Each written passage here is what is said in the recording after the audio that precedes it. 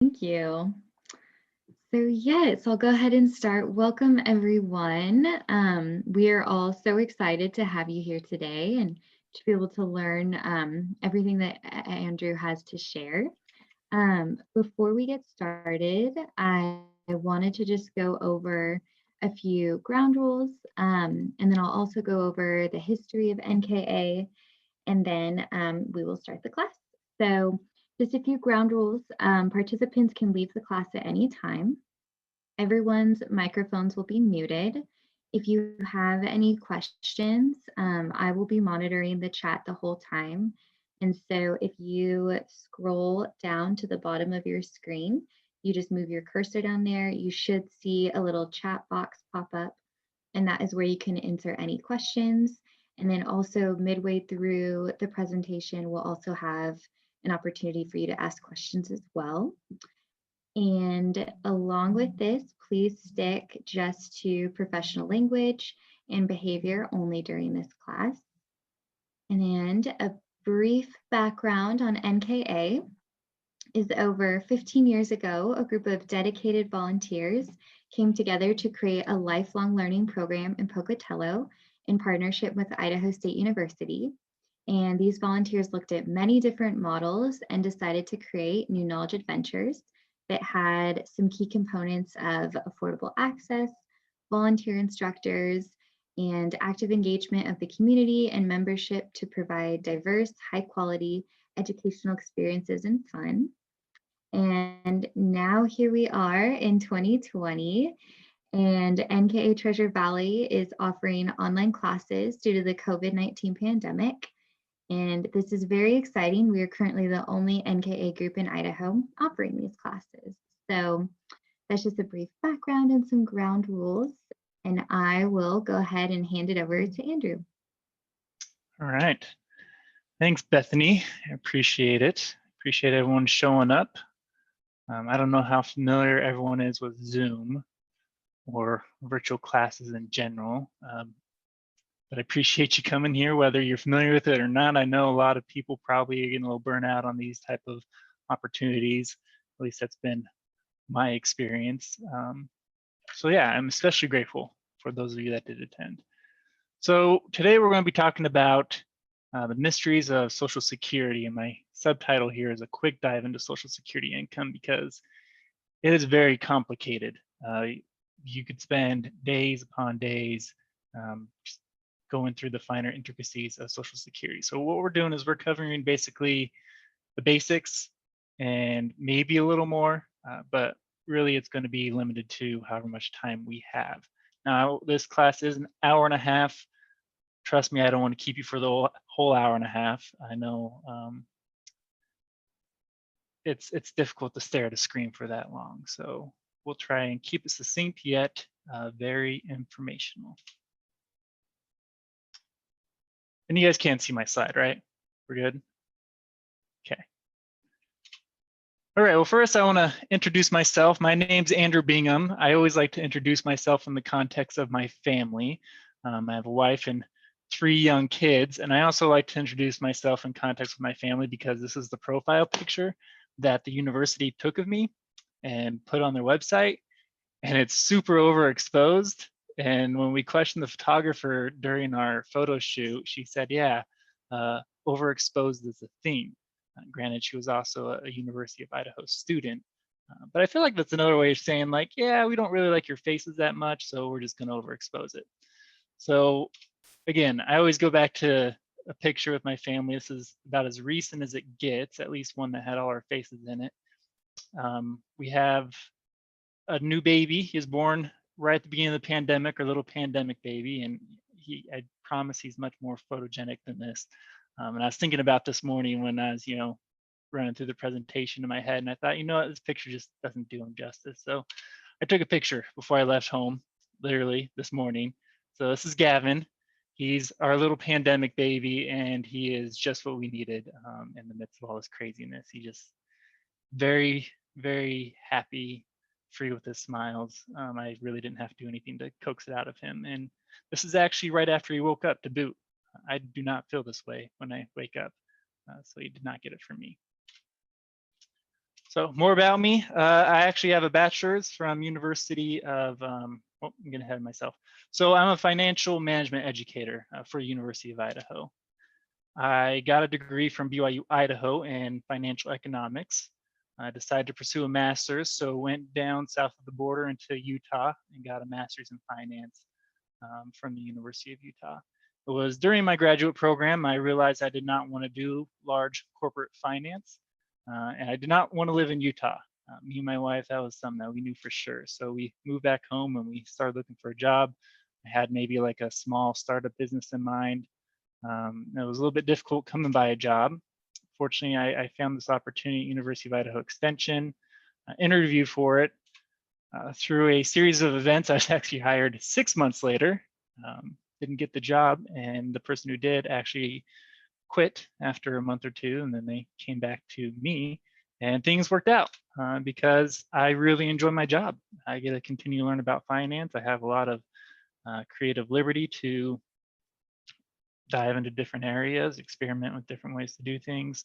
I really enjoy spreadsheets, so I got to carry that love from school on over into my field as well. So analytics, stuff like that. All right, so our outline today, don't let this intimidate you, but it's going to be pretty long. But again, we're going to be succinct in every bullet that we have here. So first, I'll just give you the bad news first. There's going to be a survey. I work for University of Idaho. I am actually a faculty member. We have to do research. We have to show impact in our programs. And so I've created a Qualtrics survey that we're going to walk through here in a little bit that will help me gauge how effective I am at teaching and how effective this program is at giving you information that you can use to improve your situation, whatever that might be. So after that survey, things get better. We'll be talking about the history of Social Security, who gets it. We'll be taking a break, a real quick one, maybe an opportunity to stretch, go to the bathroom, or even ask questions that might be on your mind through the first half of the presentation.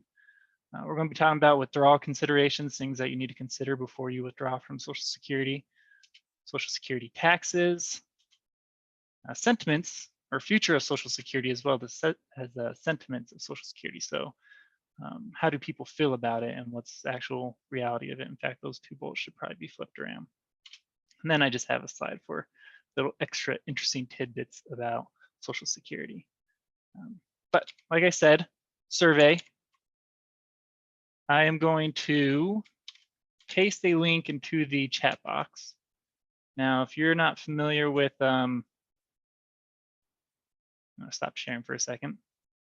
Zoom, if you hover your cursor over the bottom of your screen, you'll see a menu pop up, and right there in the middle, there's a little dialog box that says chat. Click on it, and right about now, you will see a link to a Qualtrics survey. And what we're actually going to do, I'm just going to pull this up too, and we'll walk through it together. It's pretty straightforward,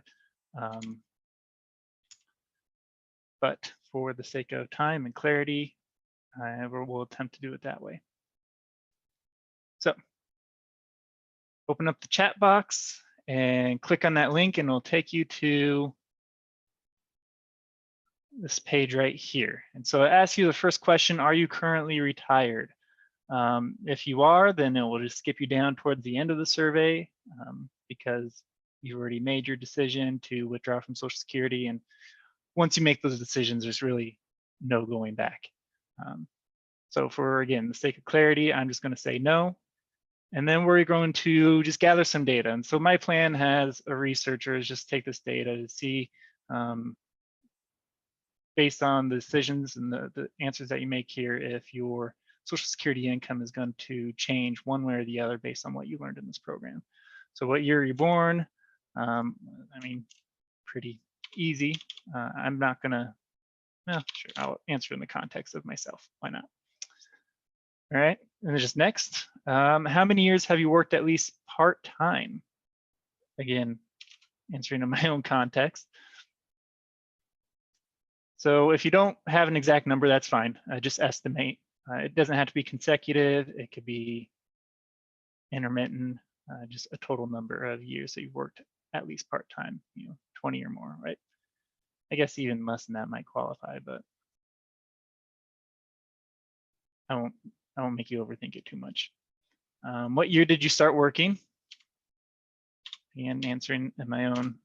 This is really telling you how old I am. Honestly, I'm just making this up too, though. Probably on a part-time basis back in high school. All right. How would you define your lifetime earnings overall? Lower, lower middle, middle, or upper income? Again, just an estimate. Average, like maybe earlier in your careers, you felt like you were lower, but earned a lot more. You accelerated through the ranks and you ended up on the upper income, well above average. Just average out all that to the best of your ability. Okay, this is a little bit depressing, but it's something that we all have to consider when it comes to retirement. What age do you hope to live to? Because Social Security, it essentially is a pension. It is something that gets paid as long as you're alive every month until you pass away. And so how long you live is a reality that we have to face. So hope to live, I tried to make it as positive as possible, but just put in a number there and maybe you can look back on your family's health history, longevity, whatever it might be. I'm just going to throw 84 out there. All right, and what statement best describes you? And you can select all that apply. I am likely to rely on Social Security benefits heavily. I plan to use them for less than half of my living expenses. I plan to use my benefits primarily for healthcare costs. My benefits won't be necessary, so I view them as surplus funds. I would like to leave inheritance, so I will rely on them more and my retirement accounts less. Or simply, I have no plans. So again, you can select all that apply. Obviously, some of these would be a little bit contradictory, but I'll let you use your best judgment to answering those. All right, give you a minute to fill that one out. Okay, when do you plan on drawing your retirement benefits? Not necessarily retiring, just drawing your benefits. So earliest you can do is age 62. So if that's as early as possible and that's what you plan on, select that first option. Between 62 and your full retirement age, which your full retirement age is based upon the year you're born. At this point, it's going to be somewhere between age 66 and 67. Right at full retirement, between full retirement and age 70, which taking me to the next question or option there, as late as possible, which is age 70. Or you just simply have absolutely no idea. That's always an option as well. So select one of those. All right, I promise we're almost to our stopping point with this. On a scale of 1 to 10, how would you rate your confidence in your retirement plan? 0 would be none, 10 would be a great deal.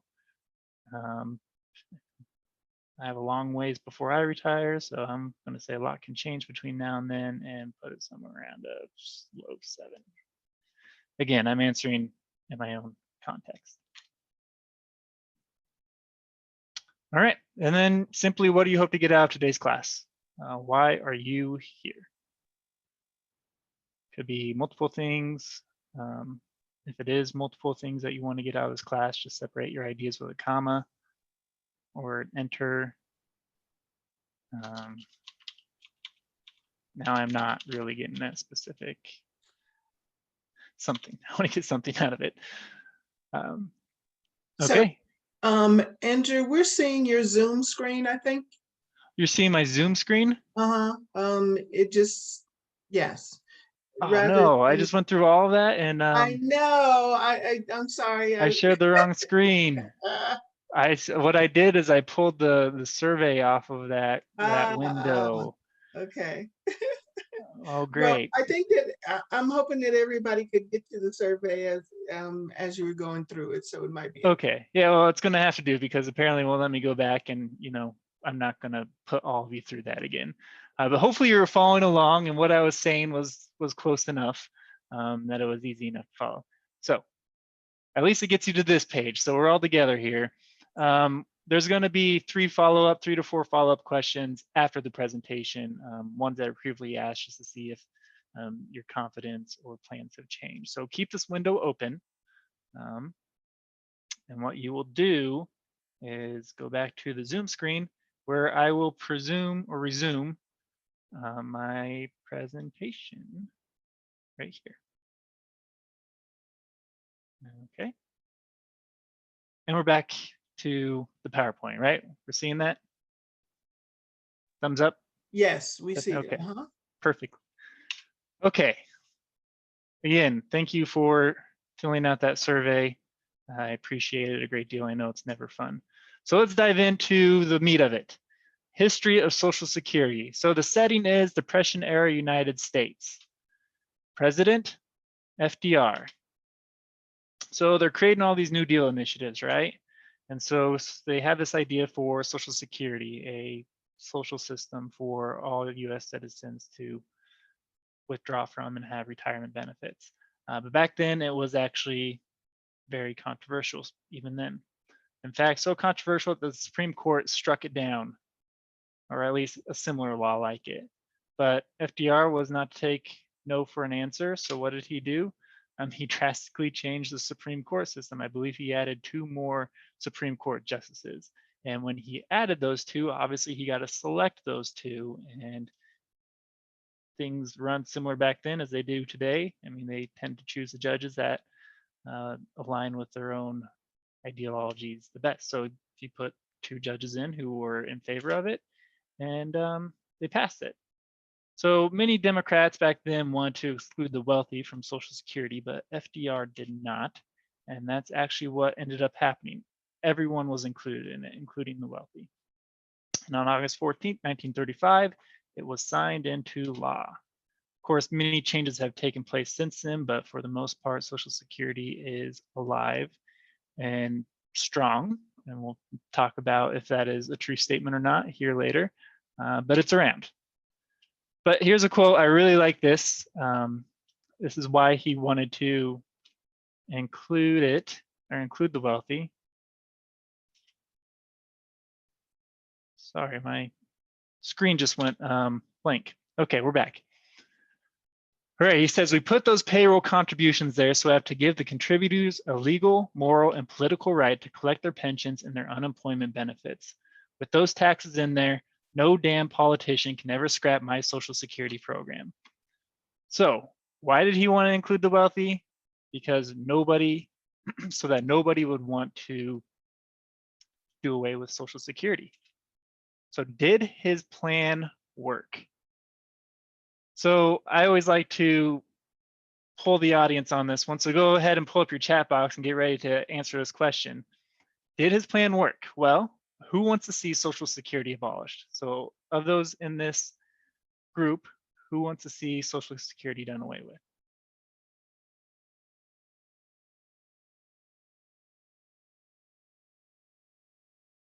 Got 1 no, nope, 2 nopes. A few more, all right. A lot of no's. And that is actually, I've yet to get a yes during one of these presentations. So that's the sentiment, right? Nobody really wants to see Social Security done away with. We're too invested. And so in a sense, yeah, FDR made a bulletproof program. Americans are too invested to quit now. And I always like to include, just to show that this isn't a political matter, I always like to include, the opposite side of the aisle to show participants that it's really a nonpartisan idea at this point, or historically at least. But this is President Eisenhower, and he said of Social Security, should any political party attempt to abolish Social Security, unemployment insurance, and eliminate labor laws and farm programs, you would not hear of that party again. There is a tiny splinter group, of course, that believes you can do these things. Their numbers are negligible and they are stupid. So there's the history of it. Now, how many of those actually believe the same things you believe? Well, by our poll here, nobody in this audience wants to do away with it. And 74% opposed to not only making reductions, I mean, 74% don't even want to make reductions to Social Security, as you can see in this table here. So obviously that same 74% definitely don't want to do away with it. So we're probably looking closer to the 90s to 100% that don't want to change or see it abolished at all. But yes, 74 believe no reductions should be made. 25, some reductions need to be made. Again, this doesn't even take into account what they believe that should be there or should not be there. And then it just kind of breaks it down based on age. The older the participants get, the stronger they feel that reductions shouldn't be made. And then, yeah, I'll just let you look at that. All right, so let's go ahead and move on to who collects Social Security. And the answer to that is almost everyone. So as you work, you earn Social Security credits, okay? You earn 1 credit for every $1,410 that you earn. And that's 2020 numbers. 2019, it was, I believe, 1,360. So this number goes up a little bit every year, but the most recent numbers is 1,410. So you earn 1 credit for every $1,410 you get. But you're maxed out at 4 credits a year, okay? So essentially that means if you've earned $4,000 or $5,640 annually, you've already maxed out your credits, right? Now you need 40 credits to qualify for benefits. So essentially you just need to work for 10 years before you qualify for Social Security benefits. And I say just work because that $5,640 that you need annually to max out those credits, that equates to $108 a week. That equates to $5.42 if you're working only 20 hours a week. So essentially, if you have a part-time job that's paying you minimum wage here in Idaho, and you do that for the whole year, or even half a year almost, or 3/4 of a year, then boom, that year you've already maxed out your credits. And you could do that for 10 years, and then all of a sudden your minimum wage job, which obviously hopefully you're not working minimum wage for 10 years, but all of a sudden that job qualifies you. So this guy right here, I don't know if you've heard this story, years and years ago, this guy was living in his parents' basement, and his parents got fed up with him and they kicked him out, and he sued his parents for kicking him out of their house. I always think about all the different things that had to go into this before it was a story, like where this guy got the idea that he possibly could sue his parents, where he got the suit from, what lawyer took his case. Lots of things went into it. I'm pretty sure he didn't win, but it's a really interesting story. And I always include it because A, it's kind of funny, and B, this guy probably is not going to be collecting Social Security benefits, at least not at this point in his life. So there's other groups, disabled individuals, and it can include disabled children. That's going to be based on your income though, so certain qualifications need to be met before you can have disabled children collecting benefits. Spouses. So spouses can actually withdraw up to 50% of the base spouse's benefits. So that's the spouse who's made the money, who's paid the tax on their name, has the paychecks written in their name. The spouse can actually collect 50% of the benefits from that other spouse. I know I just said spouse like 8 times, but hopefully that makes sense. But this holds true even if one never worked. So if you stayed at home with the kids for your whole career, or at least potential career, you still are entitled to 50% of the base benefits from the working spouse. And then dependents, and that includes unmarried kid. But again, there's certain qualifications that need to be met, such as you need to be of retirement age, and the kid needs to be under 18 before they can even start to qualify. So again, like I said earlier when we started, a lot of nuances here that go into Social Security, and we could spend all day, but we won't dive too deep into these exceptions.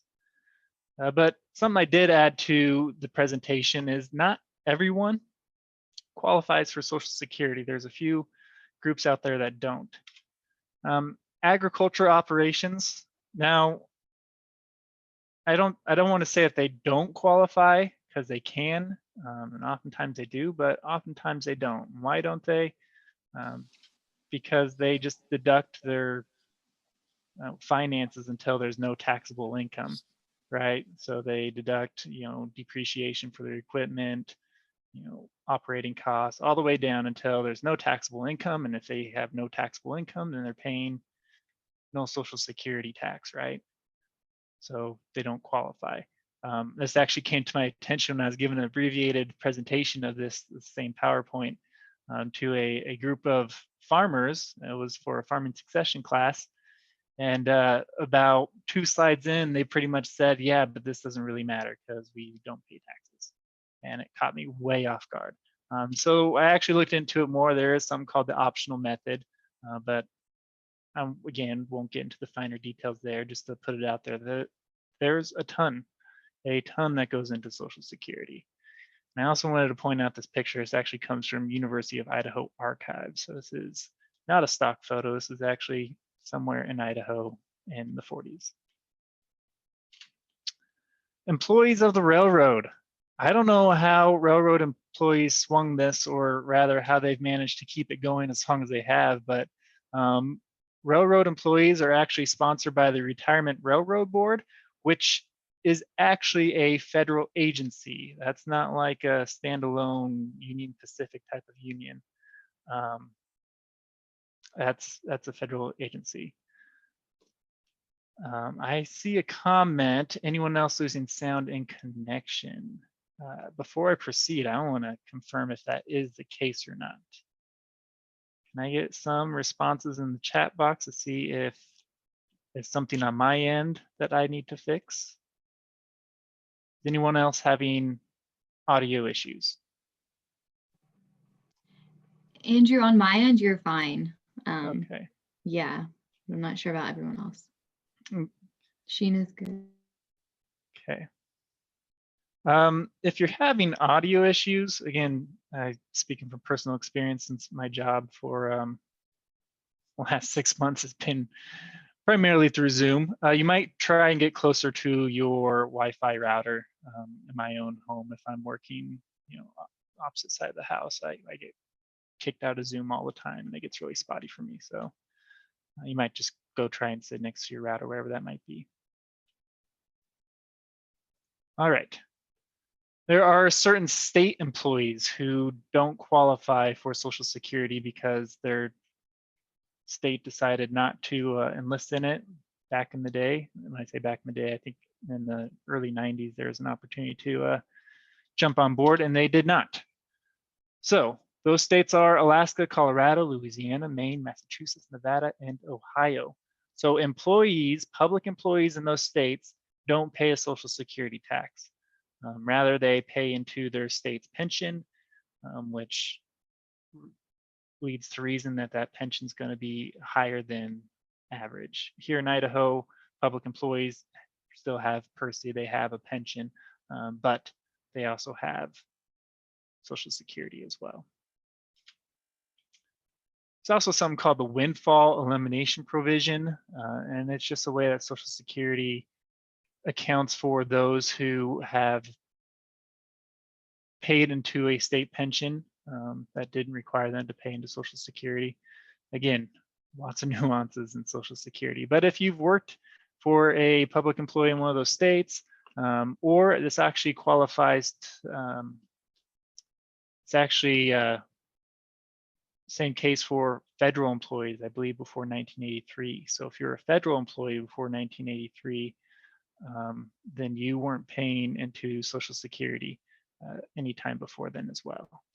So what they do with the windfall elimination provision is they pretty much reduce your Social Security benefits to, I guess, make it more of an even playing field. This came about because prior to 1983,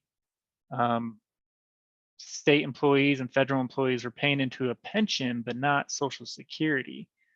And what ended up happening is they retire and they would get to pull from their pension, and then they'd actually get Social Security still, despite not having paid into it, but they get like the bare minimum of Social Security. But still, they got something for nothing. And so a way for them to kind of correct that problem was to pass this act where they implemented the windfall elimination provision. And then there's others who are exempt, such as religious groups. What's really interesting, if you work for a religious group who is opposed to Social Security, you can actually become exempt from Social Security taxes. I don't know the process of stating that you work for a religious group and stating that they're opposed to it, but apparently that can happen. Foreign governments, that one probably makes sense. If you live somewhere else, but say work here at an embassy or an ambassador, you obviously wouldn't have to pay Social Security. And then college students who actually work on campus for the university can be exempt from Social Security taxes. All right, break time. If you need a break, let's go ahead and take 2 or 3 minutes, just take a breather. I know I just, ran through a ton of stuff, but this is also a good time to ask questions if you have any. Oops. So go ahead and type them in the chat box. Otherwise, we will go ahead and get started again here in 2 or 3 minutes.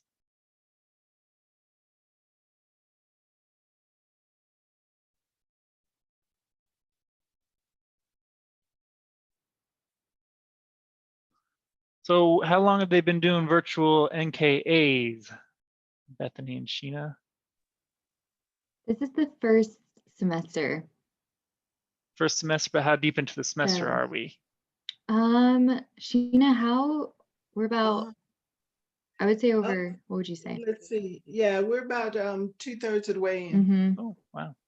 The last class is on November 17th. I think there's only 6 or 7 left, actually. Mm-hmm. Okay, cool. I was, I gave this class 6 months ago, almost 7, probably closer to 7. And I was the only one who got to teach before the pandemic hit and NKA had to shut down. So Oh, wow. that's my my claim. I don't claim to fame, but I definitely felt like I had good timing and was a little bit special. Okay, so we do have a question in here. It's, do I understand that the spouse only gets half the higher earning spouse, even if the higher spouse waits to age 70 to collect?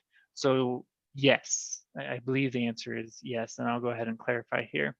So the working spouse, well, maybe this will make a little bit more sense here in a little bit. I'm going to put a pin in that question. Don't let me forget it, because I'm going to answer it within the context of explaining how they determine your Social Security benefits.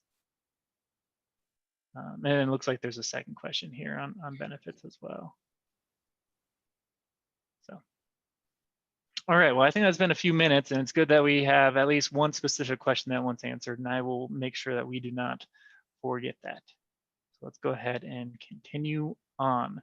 So when should you withdraw? Things to consider. Are you still working? All right, taxes come into play. Just the basic need for income is much lower if you're still working in your retirement years. Do you come from a long-lived family? Again, how long you live matters in these types of decisions, how long you hope to live. Again, kind of a scary thing and not fun thing to talk about, but very much part of reality. How is your health? So are you going to enjoy retirement? Will you still have health insurance? Okay, so if you choose to retire early, again, the earliest you can retire is 62, you won't have health insurance until you're 65, because regardless of whether you want to retire early or not, your Medicare won't kick in until 65. So you'll have to find a way to fill the 3-year gap there, or however long. Are you eligible for benefits on someone else's record? Okay, so this is where we kind of get into strategizing on withdrawal strategies. Do you have other income to support you if you decide to delay taking your benefits? Again, you can strategize on maybe you can rely on your 401k or other IRA accounts before you take your retirement, your benefits. And 7, will other family members qualify for benefits on your record? Like I mentioned earlier, your kids could actually qualify if they're under 18 or if they're disabled, but you would have to be withdrawn yourself before they qualify. So if you say turn 64, you're still not at full retirement age, but you have a kid who's 17 or 18, that might be reason to withdraw early so they can at least collect for 1 year before they get kicked off of that opportunity. Now this is where we dive into the Excel spreadsheet. So like I mentioned in my introduction, I love spreadsheets. And Yay.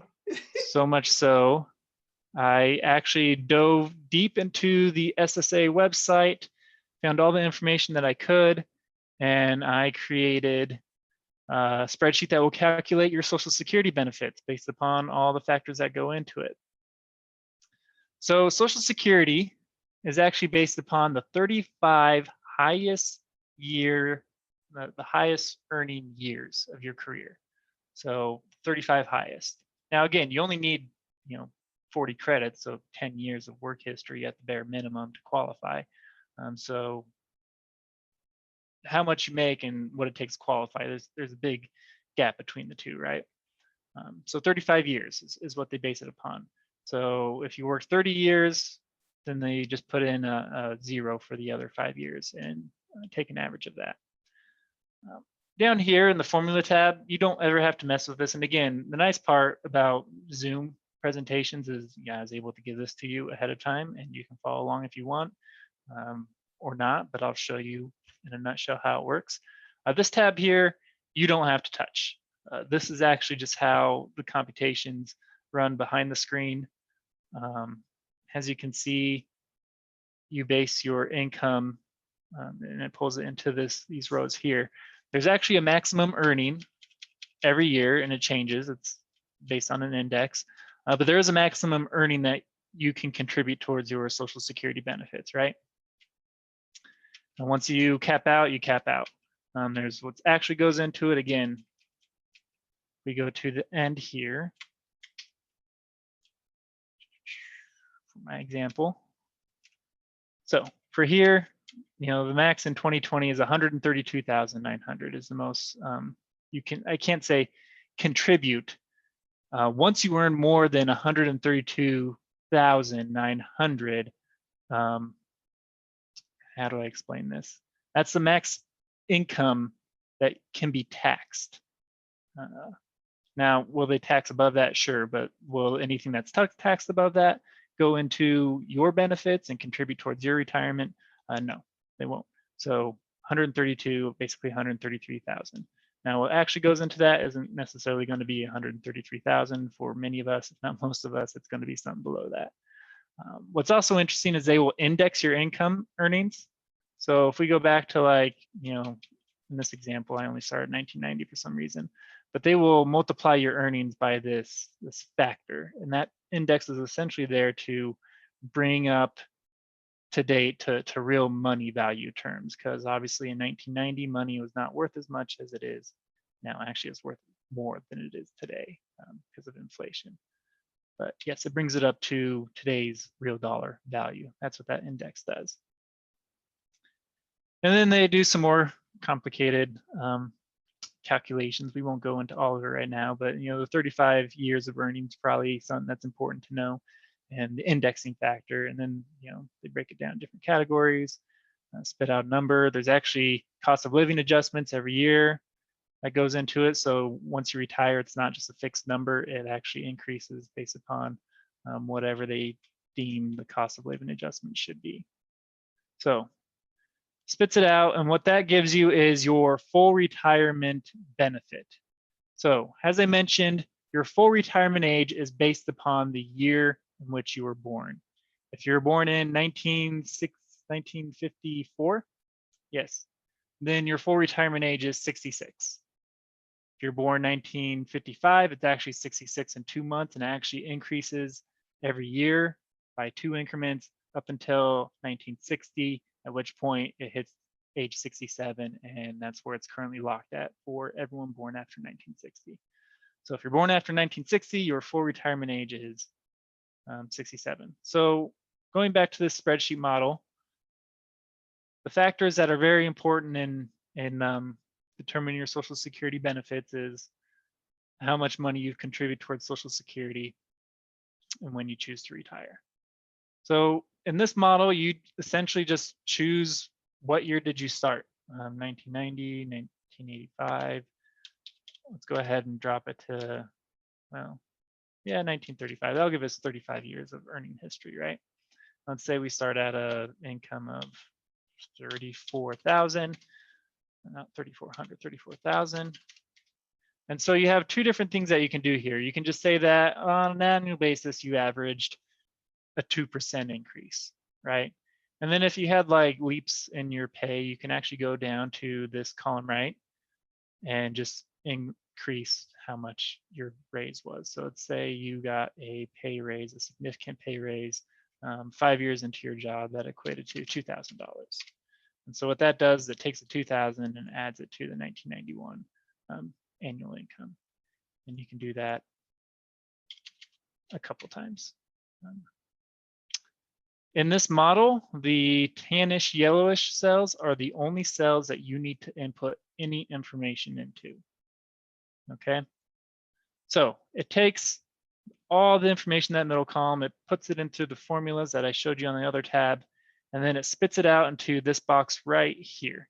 This is your full retirement income. This is what you would receive on a monthly basis if you retired at full retirement age. Now, this right here is your birthday. It determines your full retirement age.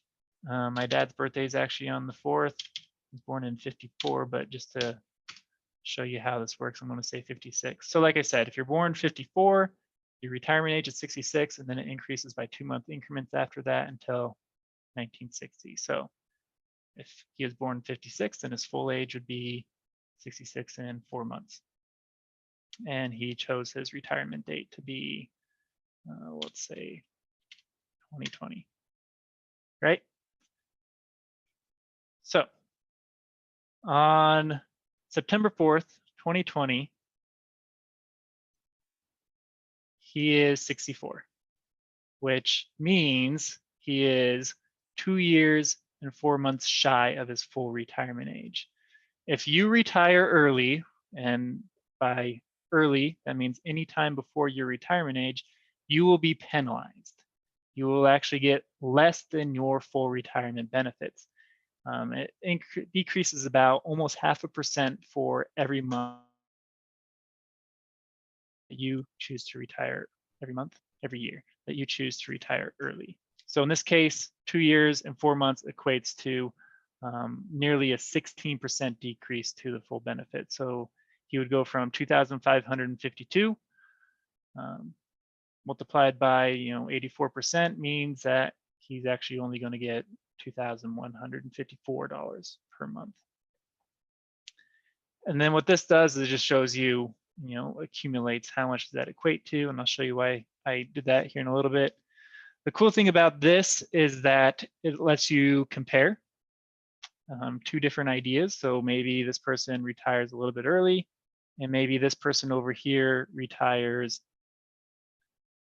at their full retirement age, which would be, let's see, 4 months, January 4th. Do some trial and error here. 19 or 2022. Is that right? Oh, 23. Okay, so now we go over here, again, automatically populates. This person retired right on the dot at their full retirement age, which means there was 0-month credit or 0-month penalty. Over here, again, it was a 28-month penalty.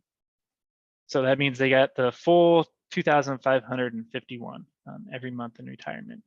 The cool part about this, and again, this is probably just me patting myself on the back, is that this graph compares the two, right? So the person who retired early obviously has been collecting for 28 months sooner, or 28 months before scenario B, retired at full retirement. That means they've been collecting sooner at a lower rate.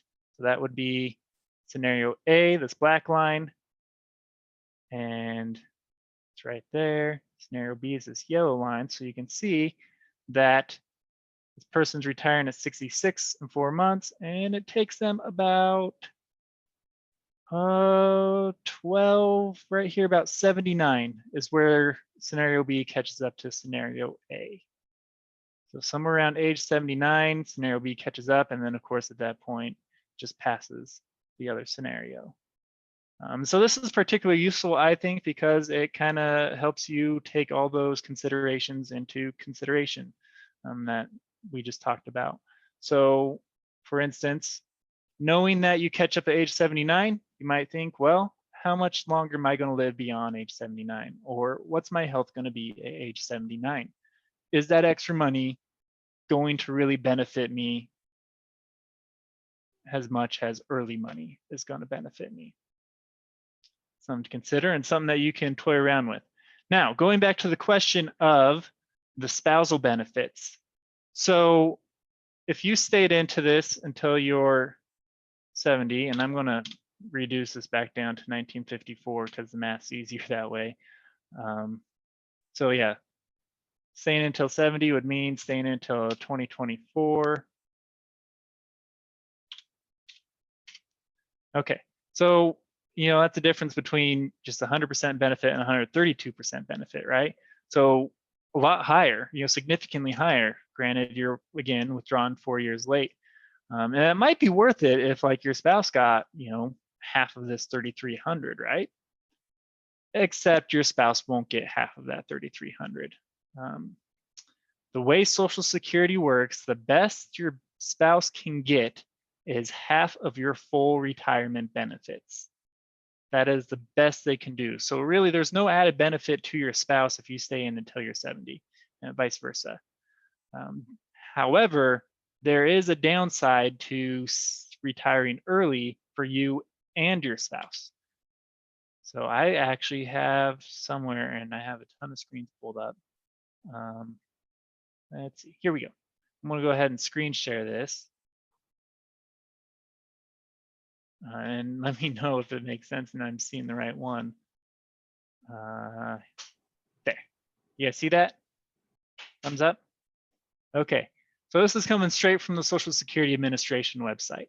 And what this is showing you is a table that pretty much calculates what you would get at the earliest you could retire and what your spouse would get at the earliest they could retire. So let's go to 1960 or later. If you retired at age 62, your $1,000, so every $1,000 that you had or were entitled to at your full benefit, your primary benefit, I think is what they call it, would be reduced down to $700, right? So easy math, 30% reduction. For your spouse, though, it's actually a 35% reduction. So instead of collecting a half of that, they're actually going to collect less than half. They're going to collect $325. I'm pretty sure I've looked at the math in the past. I obviously don't remember off the top of my head, but this is the case almost across the board. That, and it is across the board, that your spouse will actually get less than half of your early retirement benefits. So it's kind of a double whammy. You get docked for retiring early, and your spouse doesn't even get half of your early retirement benefits. So does that answer the question that was asked?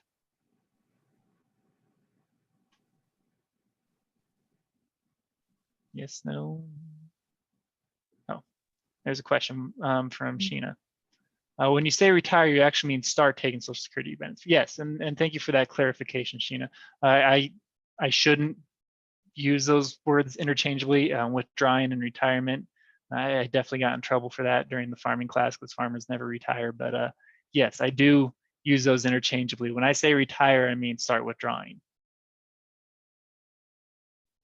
Okay, well, I'm going to assume that no response means, okay, yes, I did get a response that yes, that does answer the question.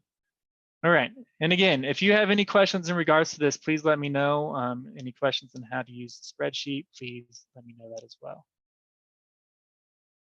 We're doing okay on time, and back to PowerPoint.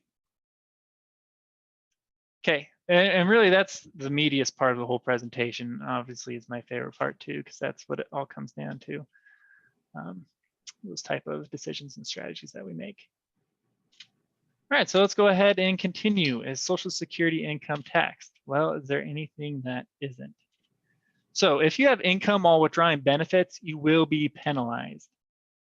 Now, I do need to clarify, you will be penalized if you withdraw early.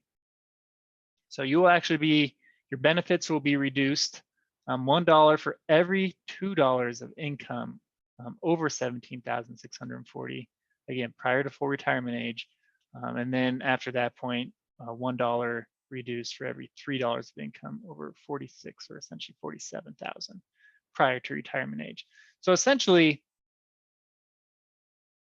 I don't know why the SSA, Social Security Administration, does this, but it kind of feels like they're trying to incentivize you not to retire early, right?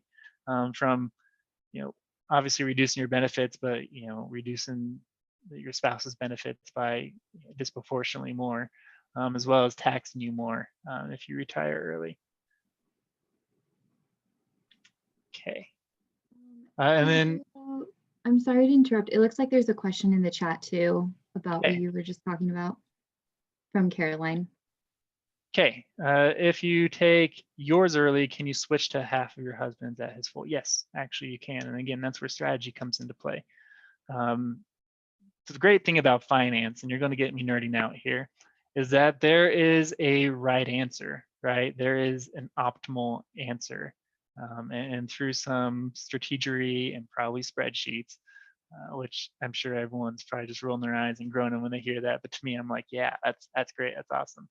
There is an optimal time to retire for one and then switch to the other. But yes, if you've earned the right to draw on your own Social Security, but then have the ability to switch over to your spouse's and earn even more, that's completely okay. And something that you need to consider when you're making those plans. Okay, and I have one more question here. Someone a little bit confused. So suppose the higher earning waits till age 70, then the spouse only collects half of the amount of what would have been the payment if I retired at my full retirement age. So yes, you're correct. So even if the spouse waits till age 70, I guess for let's go back to the spreadsheet for the sake of clarity. So we already have that example here in place, right? So here, if they wait till age 70, they get $33,000, almost $34,100 a month. Your spouse, or the spouse in this scenario, doesn't get $1,700. They get half of this $2,500. So again, there's no added benefit for the spouse of waiting until age 40. They don't get $1,700. They get, $1,300, a little less than that. So again, it seems kind of like the Social Security Administration is almost incentivizing you to not retire early, but almost not to retire late either. I don't want to tell you what to think, but from my analysis, it almost seems like the optimum time would be, at least for a couple, would be right in the happy medium. All right, and it sounds like I answered that question. So we'll go ahead and go back to this slide here. Okay. All right, so, and I'll admit, when it comes to Social Security, I feel like I've already forgotten more about Social Security than I've known for like complete other areas of finance. Like I have to refresh myself every time I pull this slide up, including this area here. And I might be wrong on this, but your Social Security income is taxed, but not all of it. It is combined into your adjusted gross income, but only half of it. So as you can see here, if your combined income, and your combined income is your gross income plus non-taxable interest plus half of your benefits is greater than 25 or 34,000 as an individual, then 50% of the taxes or benefits are taxed. If it's more than 85% of the benefits are taxed.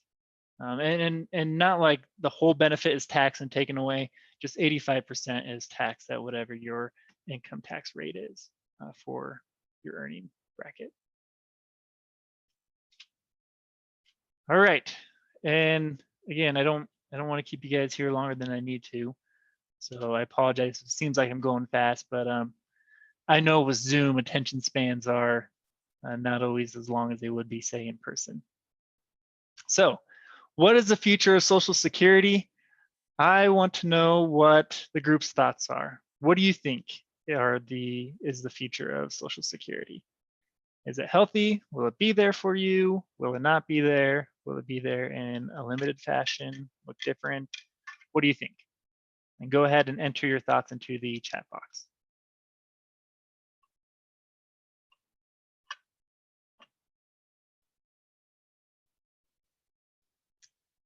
All right, an adjustment will be necessary. Consider it a cherry on top. Wouldn't like to depend on it to eat. Or if you're my wife, you don't want to eat the cherry at all. That's for the kids, right? I don't know what it is about maraschino cherries, but they're like extremely divisive. Like you hate them or you love them. Very few people in the middle.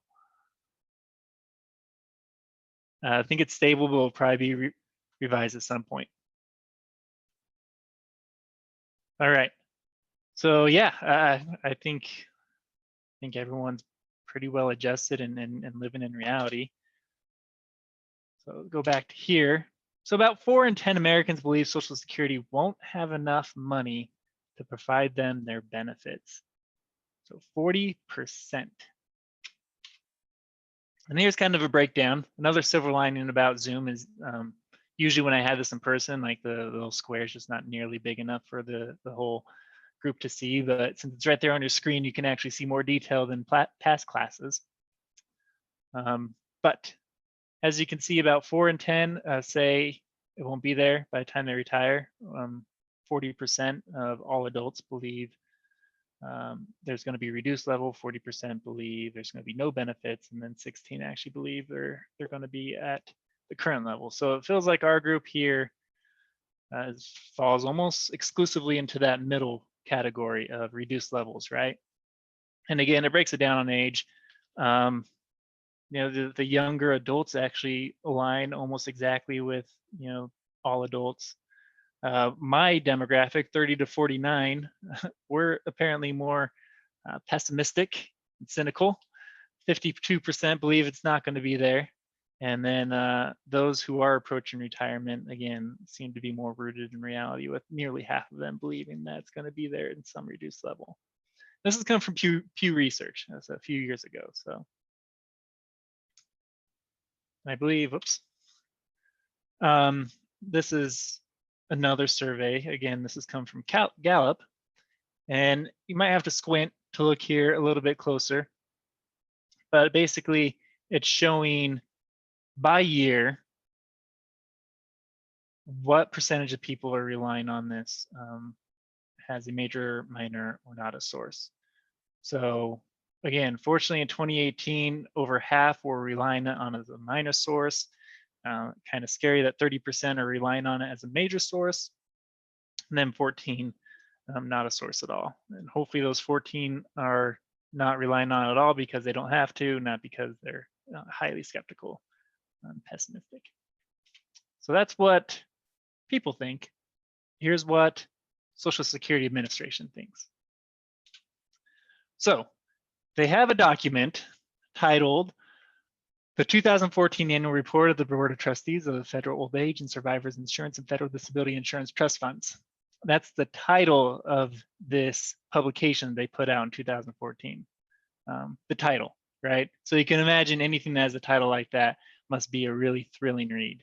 A 249-page document just talking about the future and the details of Social Security and the trust that all that money is sitting in. And I read all of it. I'm just kidding. No, I didn't. Not even close. I read a few pages. I control F to find the important words. Same things that got me through college, right?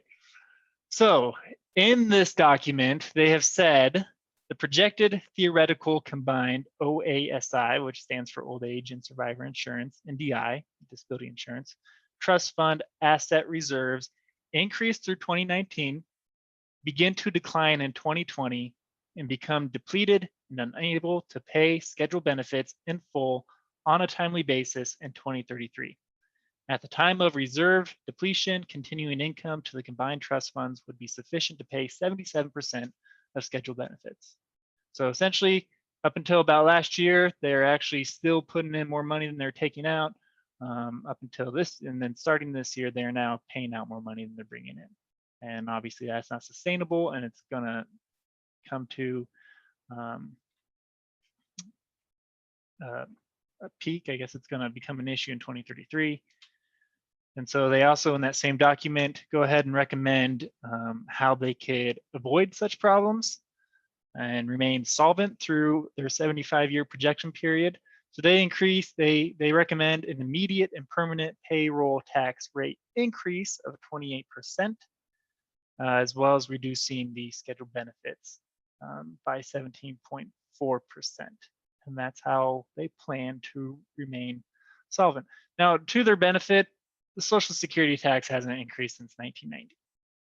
I mean, 2.8 sounds kind of like a scary increase, but hindsight's 2020. But I kind of wish they would have done it incrementally so it didn't hurt like a jump theoretically would. Now, I made this PowerPoint probably, I think it's been about 2 years ago. Things are always changing, always changing. In fact, in preparation for this class, because again, I have to always refresh myself on this type of stuff. And it's a good thing I did, because if you go to Social Security Administration website, and again, I have a ton of these tabs here. Here it is. This is the 2020 summary report. So not a 249-page document, but just a long article that actually really gets into the nitty-gritty of the health of the Social Security or OASI, DI trust. And what they've actually concluded in 2020, and I believe there's a table here that I wanted to point out, scrolling down to here, things are, well, they were right about 2019. They brought in more money, 917.9 billion, than it costs, 911.4 billion. So they're still running upon a surplus in 2019. So somewhere in here as well, they also point out that they, for some reason, believe that their funds are going to be safe until 2035. And again, it gets really detailed. The old age and survivor insurance actually runs in a separate account as a disability insurance. The disability insurance account actually looks more solvent in the long run, quite significantly than your OASI. But again, I won't bog you down with the details of this. But I will go ahead and just put this in the chat box as well if you want a thrilling read sometime. You can see what they're saying about the current state and the future. I will say that I don't know when this publication was published. They just didn't have a date on it. Obviously, with the pandemic doing what it has done to the job market, it more than likely will impact Social Security trust significantly. I read, I believe in one article, that it might actually push up the date in which we would run out, in which we'd stop being solvent by 2 years. But again, that's probably just speculation because SSA has not come out with any such report. So What I read you was 2014, 249 page document. What I shared with you is probably more accurate because it's more recent. All right, so that's the future state of it. And I guess I'll just end with some nuggets here, things that I just find particularly interesting. Social Security accounts for 24% of our annual federal budget. That is the second largest expense of the federal budget. Anybody want to guess what the first one is? Just type it in the chat box if you think you know. Military, and you're correct. Military is the largest expense on our federal budget by quite a ways. Social Security is second, but third's actually pretty far behind Social Security, if I remember correctly. There are cost of living adjustments to your benefits. So like I mentioned earlier, when you withdraw from your benefits, you're not locked into that monthly dollar value that you see your first month that you get that paycheck. It will increase on an annual basis. And they're forthcoming with what that COLA, cost of living adjustment, is going to be. I didn't look it up for 2020, so I don't know off the top of my head. Social Security Administration states that you should only account for 40% of Social Security should only account for 40% of your retirement income. That's probably maximum. If you can rely on it for less than 40% of your retirement income, that's ideal.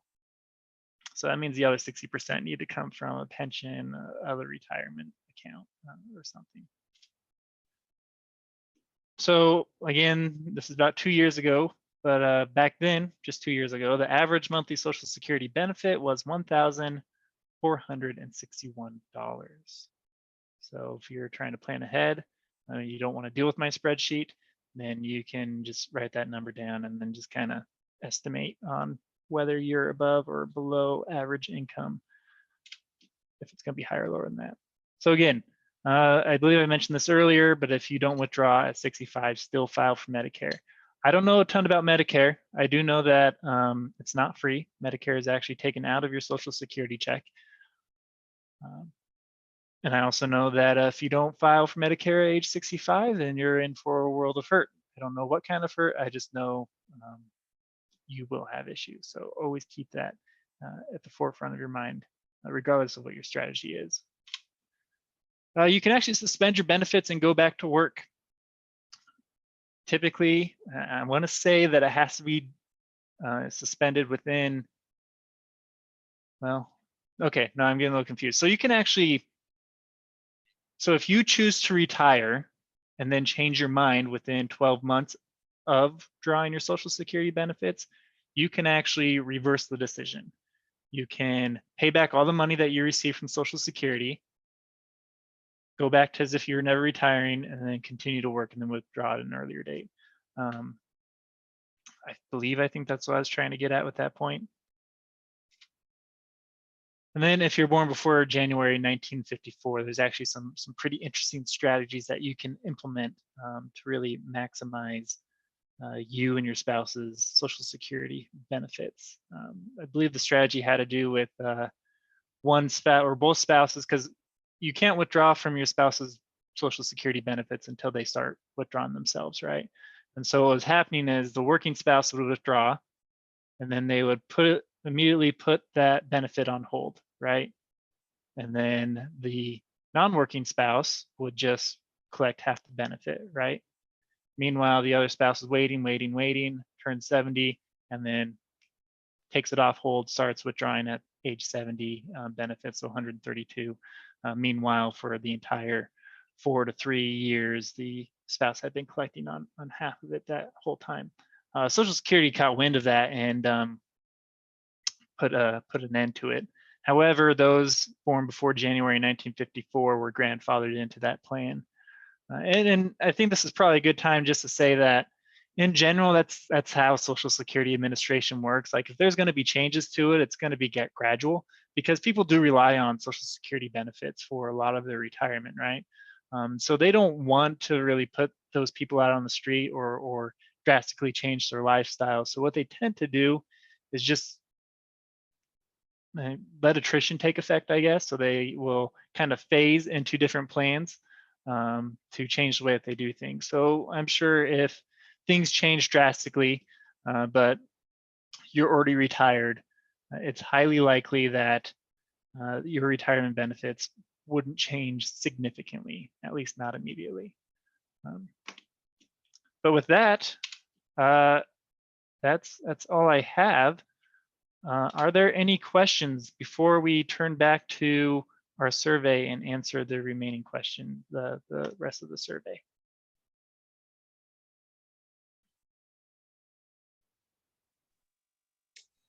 This is Sheena. Just one question that seems to come up every time is when you talk about your spouse's benefit versus your benefit or vice versa. Is it, those numbers are not additive, correct? So because my spouse is taking half or whatever amount you said that they could take, then that does not decrease my benefit. No. So are you saying in the context of you're going to take half your spouse's benefit, and then when you get to full retirement, you'll take your own? I am speaking in this situation where both of us are taking some benefit, and the person that worked to create that benefit was one of us. Whatever it is, the amount that I receive impacted by the amount that he receives. That's what I'm trying to get at. So you're saying you're withdrawn on one person's benefits, or you Correct. both have your own benefits? One person's. Okay, one person's benefits. They are going to be tied to each other. Like I said earlier, you will get 50% of your spouse's benefit if they retire at full retirement age or later. You will get less than 50% of their benefits if they retire between age 62 and 65. Mm-hmm.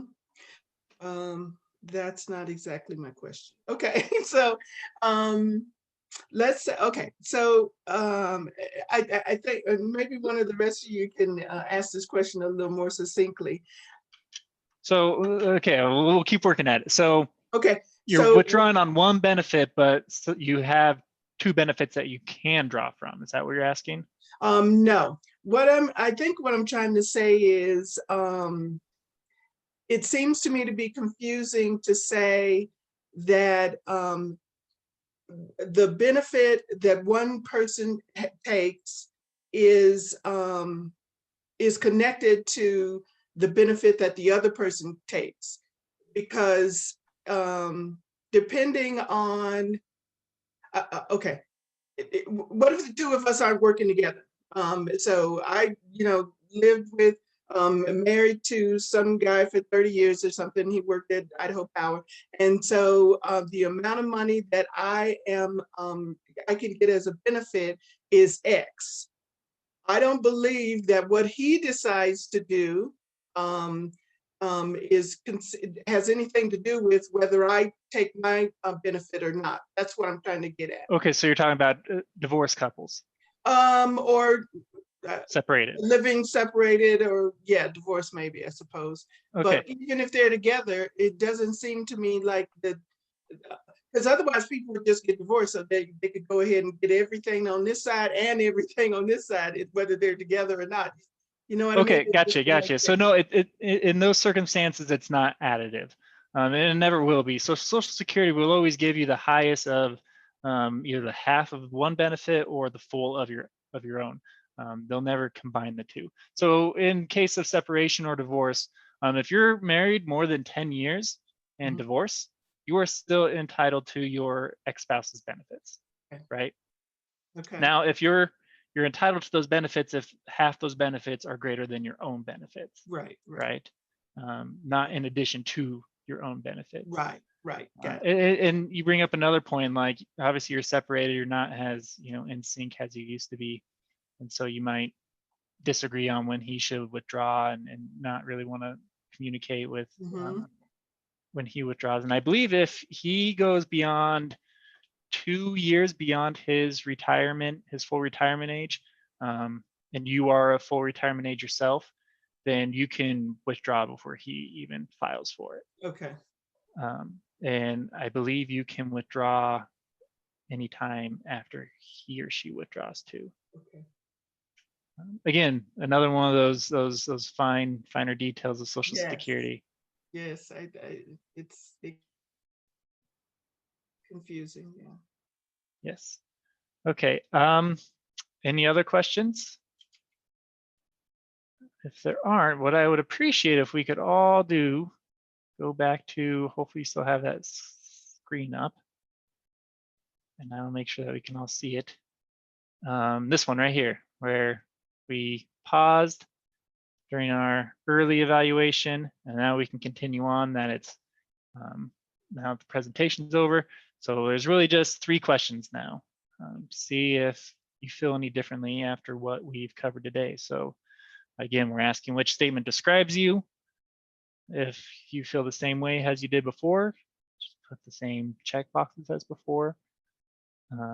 Maybe you realize that you can't rely as much.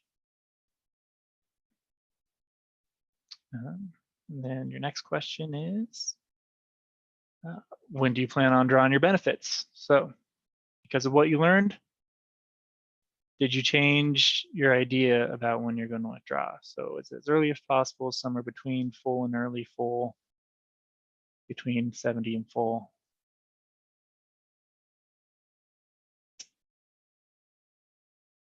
And then confidence on that retirement plan. It's a scale of 1 to 10. You feel more confident, less confident, and it's okay if you feel less confident. It's kind of a concept of the more you learn, the less you know. Previous evaluations, I've seen people who actually left more uncertain about what they should do.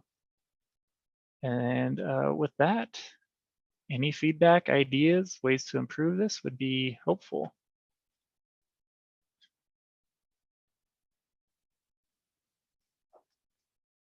All right. And with that, that's the conclusion of that survey. While that was happening, a question did pop up. What about survivor benefits? Is it better for the higher earning spouse to wait to age 70 so the surviving spouse gets more after the higher earning spouse passes on? I forgot more about Social Security than I've learned about some areas of finance. I'm trying to remember, I believe the spouse would be entitled to the full 132 that the spouse got at age 70. And at that point, that's going to depend on a number of variables, including the age gap, right? I mean, is there a large age gap? So would the surviving spouse survive long enough to really take advantage of that higher earning? And again, I couldn't tell you the right answer without context, but that's definitely a factor that would need to be taken into consideration, is the age gap. And I'd also encourage you just to look it up and double check if the surviving spouse does get 100% of whatever they're getting at passing, including the extra credits for staying in 4 to 3 extra years.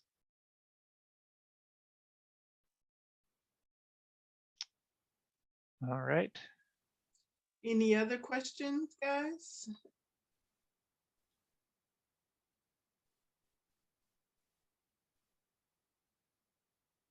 I did put a quick 2-question survey in the chat if you want to go to that link right after we're done here.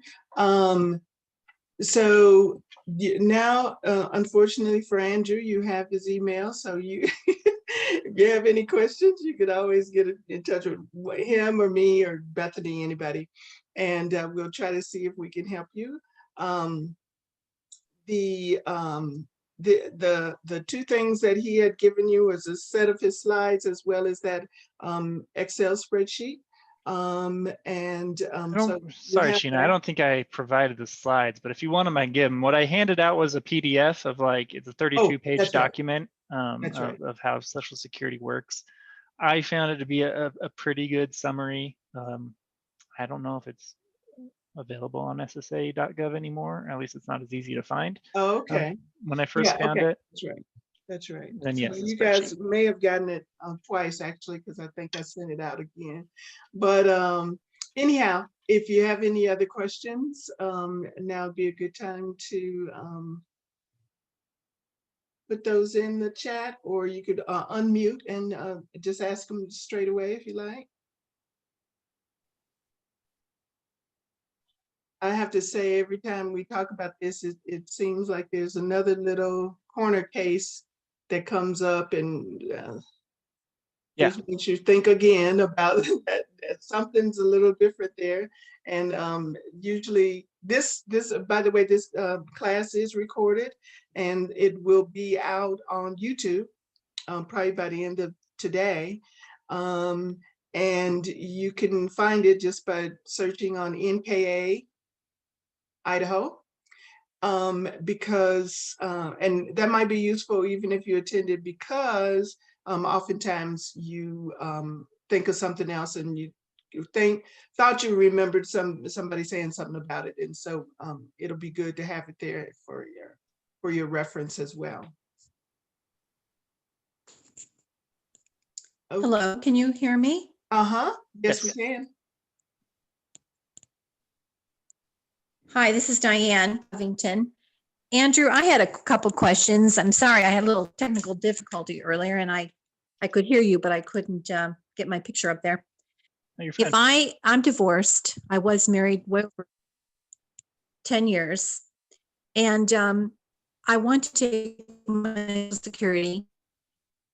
But I understood you to say here just a bit ago that I would need to wait until he reached full retirement age before I could take it. He's slightly young, but the way I've understood it, I thought when I had an appointment last year with the Social Security office, I only had to wait until I was full retirement age. I was born in 1956, so my full retirement age is 66 and 4 months. And that's when I was planning on taking half of his. But did I misunderstand it? Do I need to wait until he's full retirement age?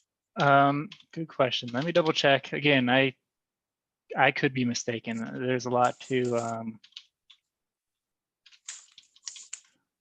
retain with this. Fortunately, I know things change a lot. yeah, and they do. So if I am incorrect, or if I didn't give you the answer you need, or if I confused you, you can always go to ssa.gov, and they have publication upon publication. And I know exactly where to look. Okay, if you're divorced, your ex-spouse can receive benefits based on your record, even if you have remarried. If your marriage lasted longer than 10 years, your ex-spouse is unmarried. So again, if you're still single and you didn't remarry, because if you remarried, you are now tied to your new spouse's benefits. But I didn't, so I'm good. Okay. So your ex-spouse is age 62 or older. So yeah, so not full retirement. I was mistaken in that. It's 62 or older, not full retirement age. Okay, that's good. Yeah, he is over 62, but he's not 65. So I just wanted to. The other thing is, when you were talking about having income and being penalized if you were to take your Social Security, I get maintenance, alimony, and does that count as income in this case? Again, taxes is probably in the same realm as Social Security in terms of things that you can know and forget. Is alimony part of your combined income? The great thing about my jobs, I get to learn this stuff with you guys sometimes. I always tell people that I'm a educator first, a learner, or learner first, educator second. Well, yeah, it's so much to know, and then you learn it, of course, and the laws change. So okay, tough to right know. here, straight from IRS.gov, alimony and separate maintenance payments you receive under such an agreement are not included in your gross income. Okay, all right. So if that is my only source of income, then my income is zero, according to for Social Security benefit purposes. And it should be. I kind of view combined income almost as a earned. I guess you can't say earned, because going back and looking at it, it's non-taxable interest. So I guess that could also be, any investments that you have that are perhaps bringing in some Oh, dividend income or something like that. I would have some of that, but not enough to really, amount to a whole lot, but my alimony would. So I just didn't want to, consider taking Social Security if I'm going to be penalized while I still get alimony. Yeah. Well, and remember, half of your benefit goes towards that, combined income. I don't know what you're saying there. Half of my. So whatever you get when you withdraw, divide it by 2, and that goes towards, your combined income. So, in the case of going back to the spreadsheet, hopefully the spreadsheet makes sense. I've been referencing it a lot. So yeah, in the case of, say he retires full retirement or his full retirement, again, it doesn't matter when he retires, but full retirement income would be $2,500. You're entitled to, $1,250, $1,260. 600 of that would go towards your combined income and would be calculated as part of your taxed income, if that makes sense. Okay, so that's what's going to be taxed is 50% of my Social Security income. Half of your benefits, yes. Okay, yeah, that part I didn't understand, I guess. So so for tax planning purposes, you have to plan at about 50% of your Social Security benefit being taxed. Well, it depends. Once you combine that benefit to your combined income, if it is greater than 25,000, then yes, you have to plan on it being taxed. But even with that combined benefit in there, if you're still below that, then you're good, and it's not going to be taxed. Okay, so that's the threshold, 25,000. Okay, I guess I get that. Now, my last question: does it behoove you to make me, I mean, not you, but me, to make an appointment again with the Social Security Department? Are they even seeing people right now? To get things in order and get, finalized if I'm going to take it soon? I mean, I don't know that answer, actually. This is the first class I've taught since the pandemic. I will say, in my experience with Social Security Administration, now I've never actually gone in there myself. I'm ways off from retirement, but I've taught these classes. I've heard a lot of opinions on it. Some have not liked it. Some have said they've been great. My general feeling from the SSA is that they are willing to work with you, and I'm sure they would not leave us out to dry during a pandemic like this. There's probably, maybe might not meet you in person, but there's probably a resource that you can reach out to, especially with disability. People are hurting right now, and those who were hurting before are probably hurting more. So I'm sure there's probably more of a need for this type of information and counseling than there's ever been before. So I'm sure there's a way that you can reach out to them and find them, even if it's not going to be in person. Okay, well, thank you for that. Yeah, you're welcome. Okay, any other questions? I have a quick one. How do you start the process? Do you go online somewhere and fill out a form, and then they send you an appointment and you go down and sign some forms? How does it even start? Yeah, pretty sure you start online. Again, this is one aspect I actually hasn't delved into too much, but I'm fairly certain that you start the process online. And you might be able to do all of it online at this point, but I'm unsure. I'm sure at some point you probably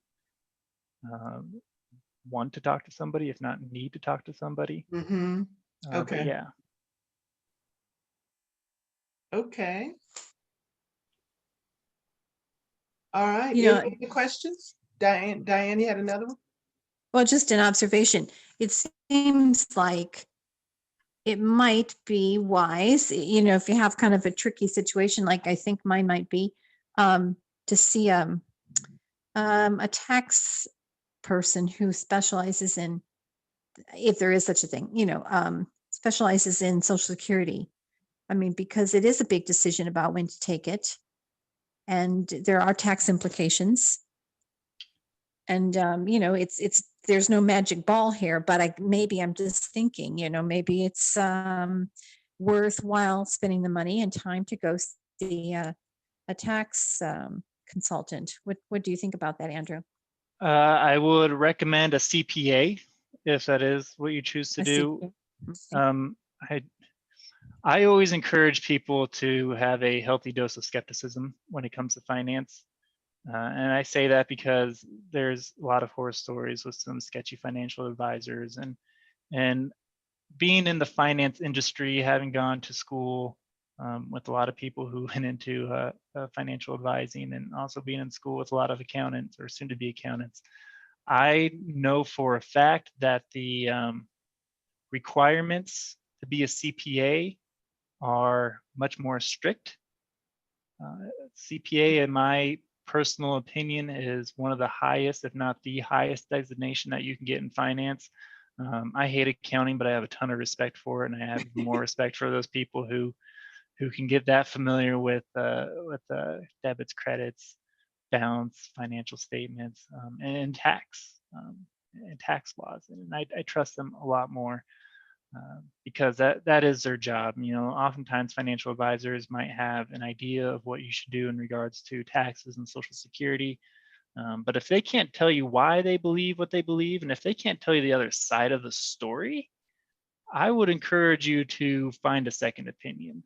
I'll give you a quick story, and I'm sorry if I'm going over here, but we had a family friend, his wife just succumbed to I believe a 10-year battle with breast cancer and passed away here a few months ago. And my parents still talk to him, and in the conversation they recently had, he told my parents that they needed to set up a trust, right? Because his wife just passed away. He received an $8,000 check in her name.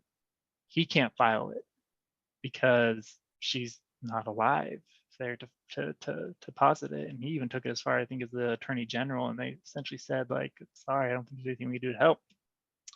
Had there been a trust, he could have deposited the check under the trust name. My parents' financial advisor, who is also a family friend, has recommended that they have a will and not a trust, and he has pretty strong opinions about it. And I want to know why.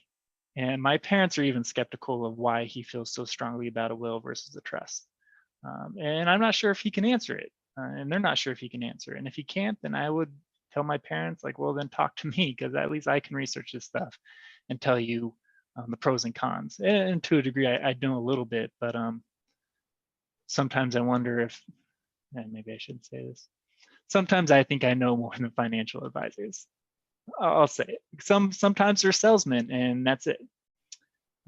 Sometimes they actually. So bottom line is CPA is.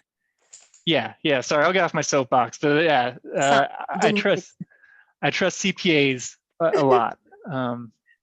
Again, because they went to school for 4 years to get an accounting degree. More and more, they're going to get a master's in accounting to prepare them for that CPA exam, which has like really not a very high passing rate, despite the fact that they've spent pretty much their entire education getting ready for it. So yeah, I've never met a CPA without being generally impressed with the knowledge that they clearly must have. Okay, good to know. Thank you. Now, I will say, because of that, they will probably, I'll say they'll be more expensive. But that's because they are selling a service, not a product. So the living that they make is off of that service, whereas your financial advisor will have alternative motives to sell you a life insurance or annuity or something like that, and then kind of supplementally like give you advice in this other area.